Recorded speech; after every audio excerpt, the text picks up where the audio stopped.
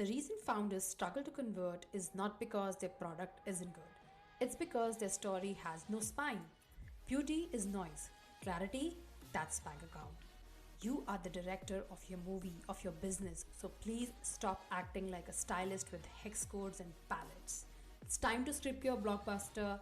Your storyboard is live. It's a new offer. All details in the show notes.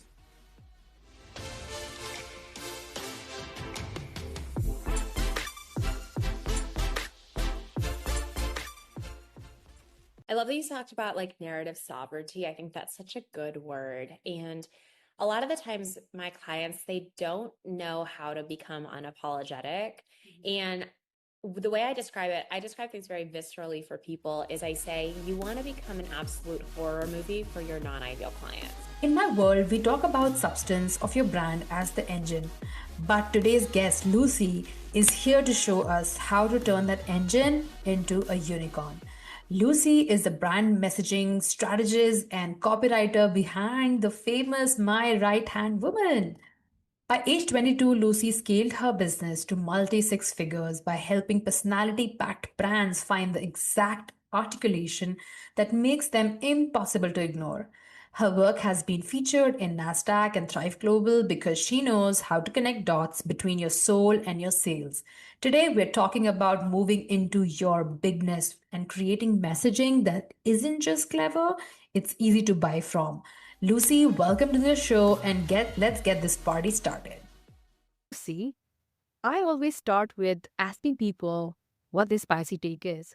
But I already know what your spicy take is. I think many people know what your spicy take is. And if the audience is uninitiated, let me introduce you to Lucy's spicy take. It's about what narrative are you dismantling? Which is, oh my God, gives you goosebumps. But I want to start with asking you, how did you arrive there? How did that become your core messaging for yourself, actually? Is what how you teach others as well. But I really want to know the backstory of how you got there. I love that you're bringing this up because I'm so passionate about dismantling and differentiation because I work with so many women who they do a lot of things, they wear a lot of hats and they just don't fit into the traditional like I have a niche and I do this one thing. But they need to find a way to differentiate themselves. If you're not differentiating yourself, you don't really have a business because you have so much competition. So I started asking them, well, what narrative are you dismantling? Because that was a question that almost all of them could answer. I would ask them that in a strategy call and they would just start like metaphorically throwing things at me. They're just like, I don't like this and this needs to die and I'm murdering that. And I'm like, okay, she knows. She knows what status quo she is ripping apart with her bare hands. So that became the core of the work that I do before I write people's copy or I work on their base brand messaging is I would ask them, what are you dismantling? And I mean, I can go on and on about this because I have reached a place in my own journey where I'm talking about narrative sovereignty, and it is about commanding the room, not asking permission anymore, I love talking that. about what you think is important based on whatever background you've come from, whether you've come from corporate to, having your own business, or you were a mom and then now you want to be like, helping other moms, whatever it may be. This narrative sovereignty is something that I'm really so passionate about. So I really want to ask you, what do you think happens for founders, female, male, that when that switch flips for them, right? Like they no more want to play by the rules of the game. They want to color outside the lines. But what do you think happens for them to have that? I love that you talked about like narrative sovereignty. I think that's such a good word. And a lot of the times my clients, they don't know how to become unapologetic. And the way I describe it, I describe things very viscerally for people is I say, you want to become an absolute horror movie for your non-ideal clients. And that's the switch. It's the switch from saying like, I'm going to be so much that people are going to be scared and leave my page. Wow. Oh my gosh. I have goosebumps. So I want to dig a little bit more into it. Like when you say you want to be like a horror movie for people who you don't want to work with. It's essentially asking these founders to take a bold narrative, like something Mhm. so bold that will scare the wrong people away. But the left brain, the logical brain will be like, oh my God, I'm leaving money on the table. I'm alienating people. I'm alienating an audience, which probably can pay me and, help me increase my business. So there is this conflict or tension Mhm. that you have to overcome. So how did you work with your clients when they have this mindset and they're like, no, no, no, that's too bold for me. I don't think I can do that. How do you go about that? I like to dig in. I mean, for some people, it is out of alignment. I mean, I don't believe in being polarizing for the sake of being polarizing to get attention, to have a clickbaity hook. Like, if you're going to be polarizing, it's because every cell in your body is like, if I don't share this story, then I'm not me. So if you're not there and you're trying to be polarizing because you're trying to be bold enough in this world that, you're trying to get attention, it's not aligned. And I would never want you to be someone that you're not aligned with. So that's the first thing I would look for. Are you scared or is it actually just not you? And I think that's important to say. And then, but if it is you and you're scared, I mean, it's okay to just admit that there's fear there.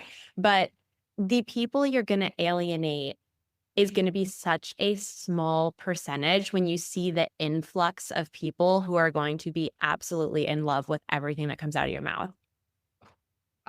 Yes, of course. I think that's what we want, right? Like, the whole purpose of, I think, anything in the space of brand and marketing is to become memorable for your audience, right?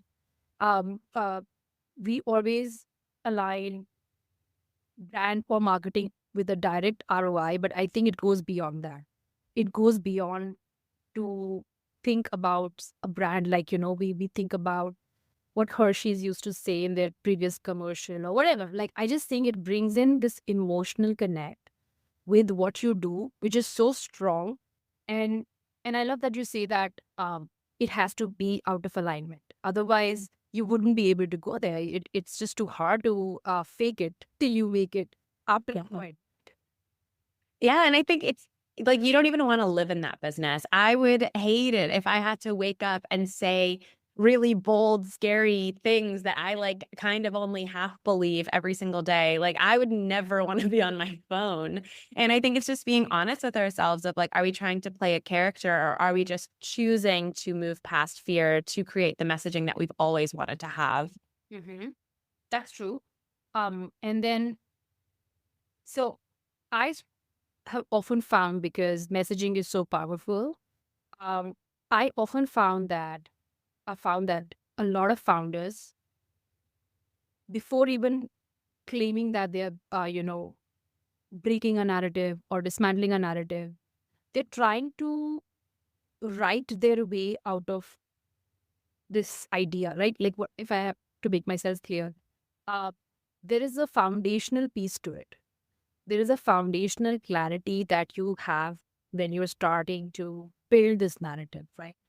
And I find a lot of times that that foundational piece is missing. And then it's all about my perfect website with a catchy headliner or a catchy hero section, which is which which is getting you maybe some eyeballs, but it's not turning into customers. Mhm. So, there is a functional foundational piece that is missing. And when such founders are coming to you trying to push that, no, no, no, I need to look good, I need to look good, there needs to be some pushback on that kind of work. So how do you do that? I mean, I do think it needs to look good eventually. Yeah. I don't think anyone who's ever scaled, like, to become super, super successful did it with, like, a really ugly, inconsistent brand. I think if we're being 100% honest, but, exactly, like, I think there is this, like, if it's not perfect, then why even try, is, like, this idea, or, I need this tagline, or if I don't have this tagline, people won't remember me. And they actually get so caught up in, like, the perfection or the having the structure or having it all together that they forget about the conversation that they want to have. So I think it's a way better use of someone's time to just get clarity and find the threads in their brand and figure out like what they want to be known for before they start investing in hard assets, whether that's someone to write your website or someone to design your brand. It's like get that internal stuff. And if you work with a messaging strategist, I do this with my clients. I like take them through these questions and help them articulate what comes out of their heart. But it's a very internal process before we start like, hey, here's this $10,000 proposal to get the website done. Yeah, exactly. And it's where you are connecting the dots for them, because sometimes even they can't do it themselves. They have this product or this service which is amazing, but like to connect the dots for them, that Yeah. strategist is essentially doing for them. That's what I think I've seen your work, and it's so beautiful. Thank you. So if someone had to, now I'm gonna get you with your copywriting hat on. If someone had to write a feeling into a headline, like, they have this feeling about whatever it is that they're selling or this thing. What's the process? Essentially like a 101 for someone who probably cannot hire a copywriter at this moment. But like if they were to translate these feelings into something that works, where should they start, and what's the 101 for them? Yeah. So if there's like a lot going on in their brain and they're just like, I need to like get it on paper, I'm really struggling, I think there's this giant pull to go to ChatGPT. And yeah, and I'm gonna it's okay if you want to use AI. Like, I mean, I'm like half against it, but I'm also like a person existing in 2026, and I know that we all do it. But I would like to encourage you before you do that, just go to a blank document and let yourself have a moment of a stream of consciousness. What is it that you want to say? The messy, the casual, the I don't really know how to say this, the, oh, is that going to offend some people? Just get it all down there. And then start to pull out like, oh, I keep seeing the word sovereignty, or I keep seeing the word like, bold branding, and see like what's naturally coming up for you, and start to just create like, oh, okay, I'm starting to connect some dots on my own. And then after that, and honestly, putting a giant messy stream of consciousness that's in your own words and your own branding is also going to help you if you use ChatGPT, because you're not using some weird prompt, you're using your heart and everything that you're pouring out as an input. So I think that's actually better for you in the long run too.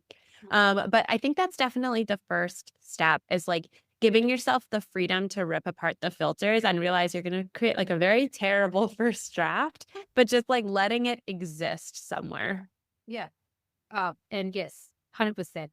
The AI world that we are very aggressively moving into, I think the first set of people who were like affected by it were the copywriters. So I want you to speak from the industry point of view. How do you think this is going to play out, say 2028? By then, would we have trained our AI so much that we stop thinking, or we stop, Yeah. collaborate completely?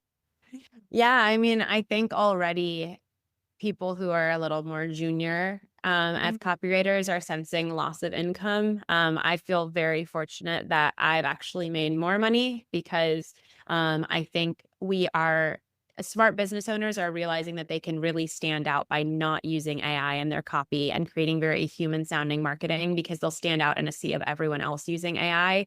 So those are usually the people who are coming to me. And I feel very grateful that I've been able to capture that part of the market.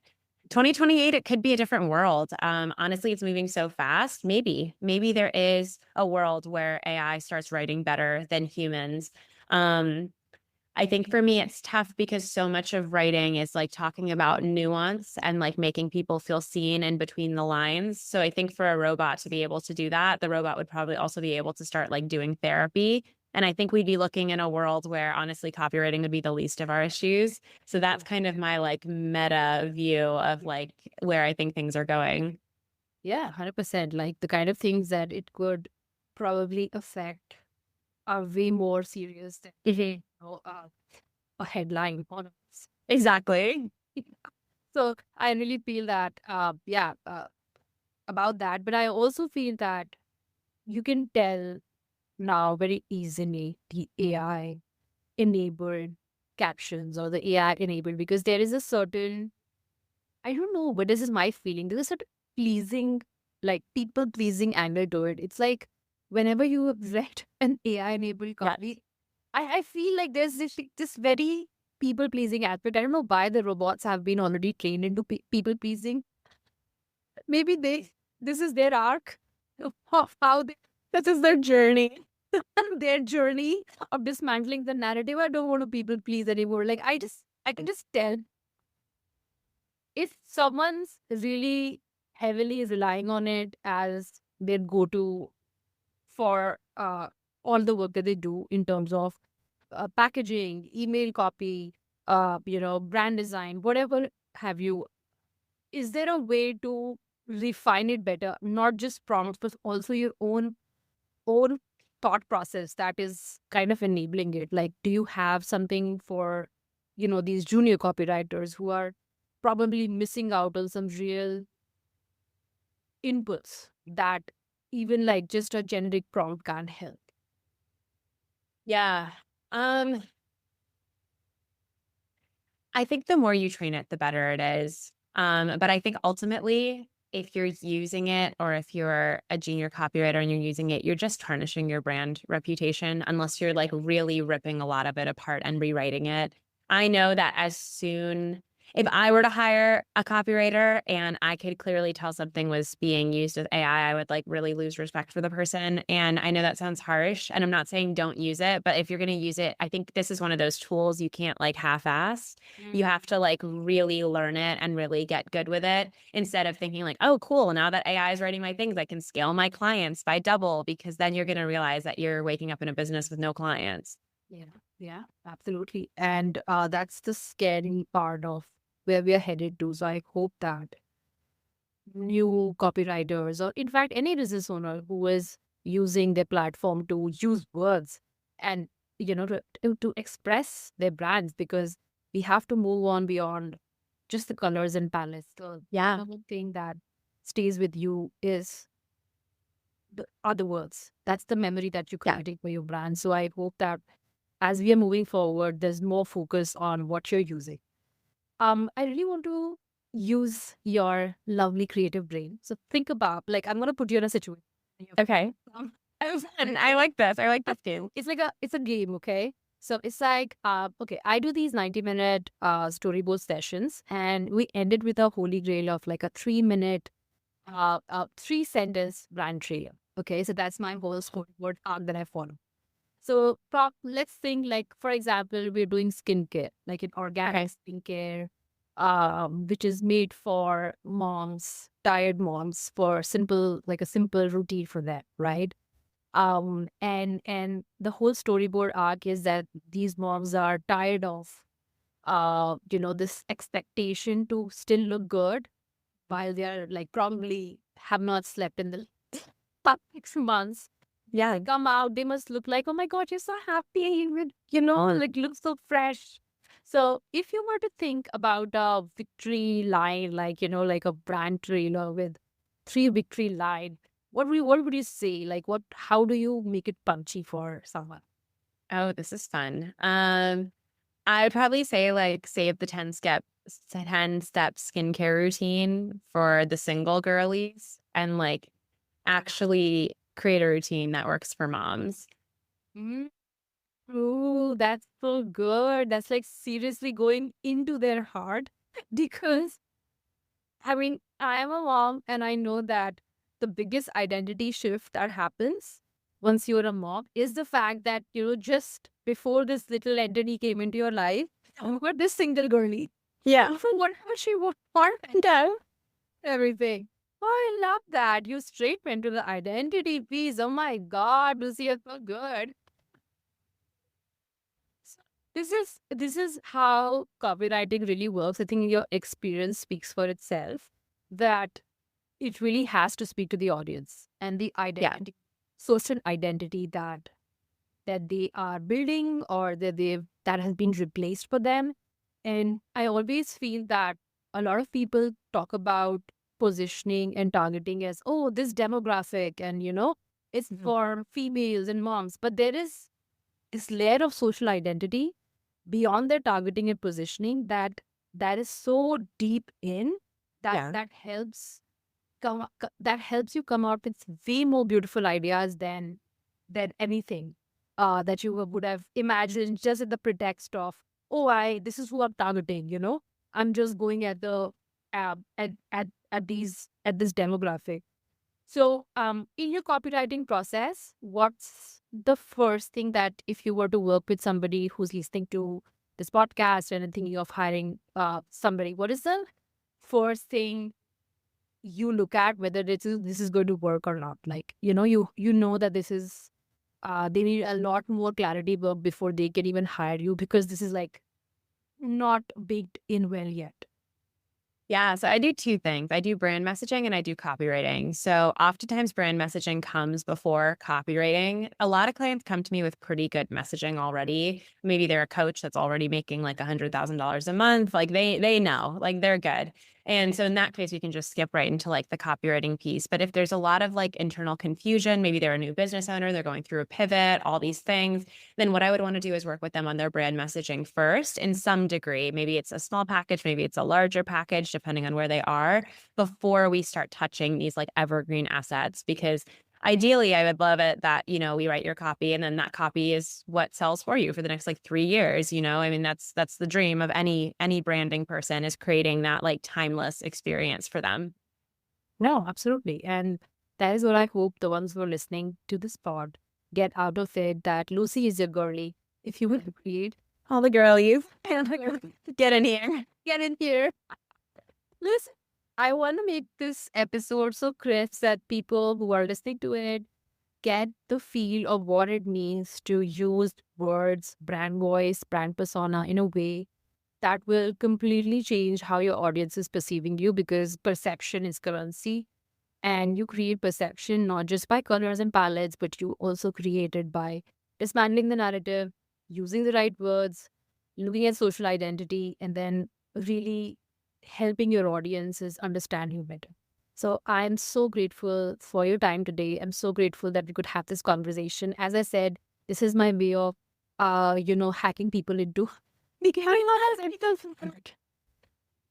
So my podcast is all about, I want to talk to cool people. So I'm so happy and so thankful you were here. Appreciate your time. Thank you for having me. This is so fun. Yeah. Hey.